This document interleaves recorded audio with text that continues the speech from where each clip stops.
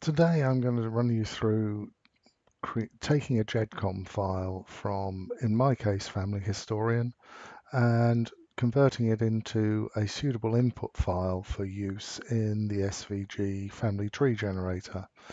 You should be able to use any of the family history programs that export a standard Gedcom file. So here we're in one of my trees, and what I'm going to do is File, Export a Gedcom file.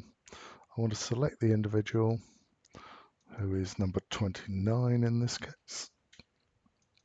I want to add some descendants. I'm only going to do a small one here, so 2 generations. So this will export all of these people. I shall say OK. Now I can turn off various items to make the exported Gedcom even smaller. You may or may not have these options.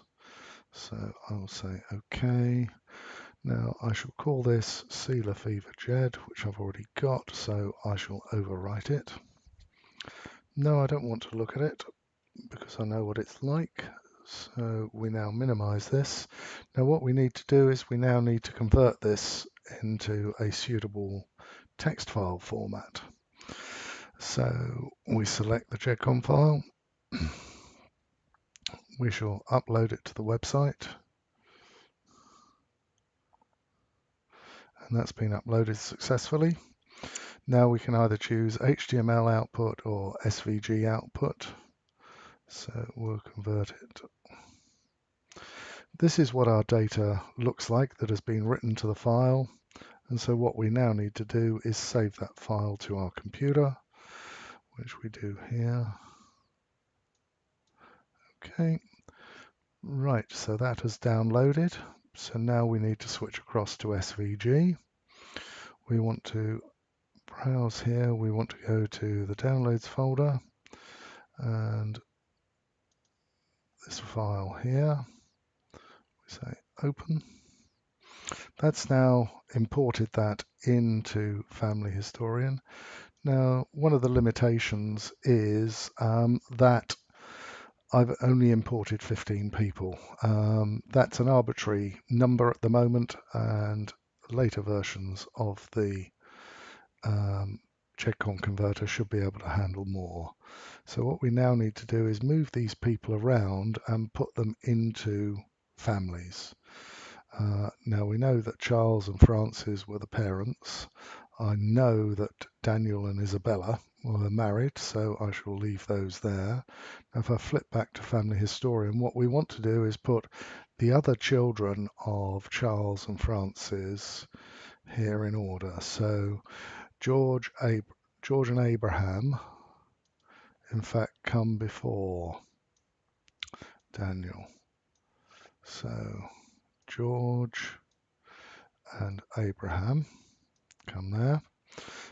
Flip back to Family Historian. Cornelius, William and James. Cornelius, William and James. And then we have got Francis and Thomas. Francis and Thomas. Now we've got 3 more people here, and we need to see where they fit within our tree. So if we flip back to Family Historian, we have got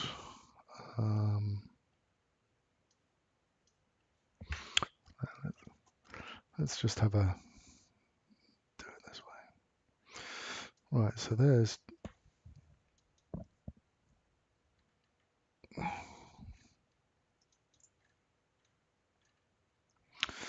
Charles.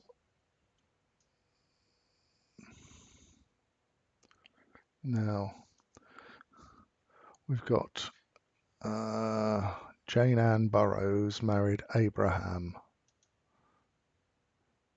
Jane Ann Burroughs married Abraham. So what we can do is move all of these very easily along like this.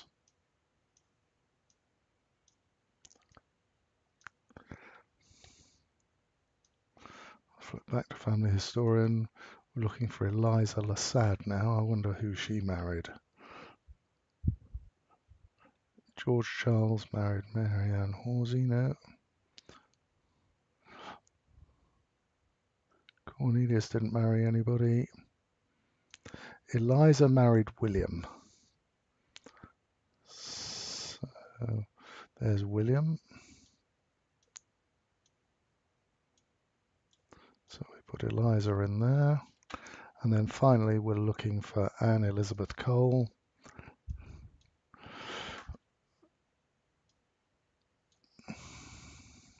Anne Elizabeth Cole married James. So, right, now what we can do is we can create our marriage, shift, click, and join those two. We'll call that marriage 1. You can use whatever reference you like here. We'll make this a marriage.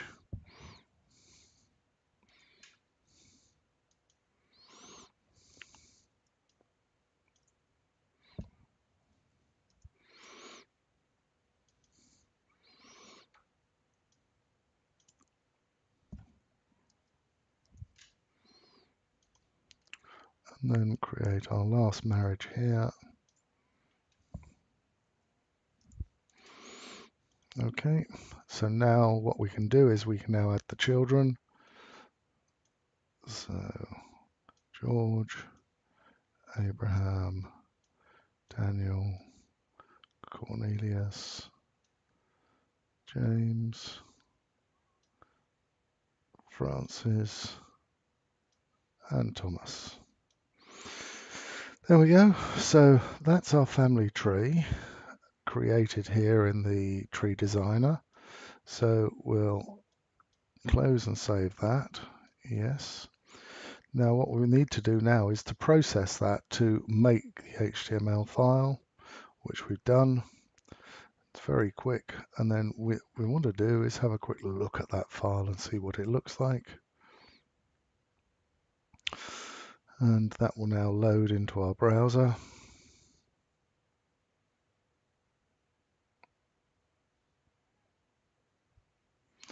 There we go.